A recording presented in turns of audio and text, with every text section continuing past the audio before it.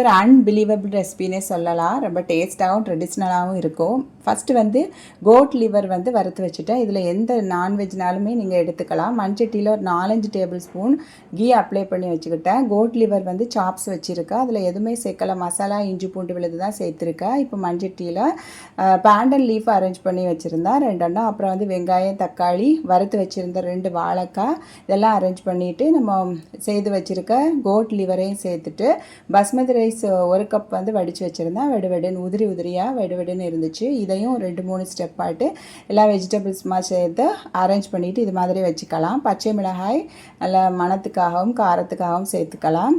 அப்புறம் pepper powder ஃபைனலாக தூவி விட்டுட்டு மாவு நல்லா மிக்ஸ் பண்ணி சப்பாத்தி மாவு மாதிரி செய்து இது மாதிரி கவர் பண்ணிவிட்டு ஒரு அரை மணி நேரம் நல்லா தம்மில் போட்டுக்கிட்டா பாருங்கள், இது மாதிரி நல்ல மணக்க சுவையுடன் கூடிய மண்சட்டியில் பண்ண மட்டோக்கை லிவர் தம் ரைஸ் தயாராகிடுச்சு. சுவையாட்டு மணமாட்டு இருந்துச்சு. கண்டிப்பாக ட்ரை பண்ணி பாருங்கள். இது மண்சட்டியில் பண்ணதுனால இன்னும் டேஸ்ட்டாகவே இருந்துச்சு.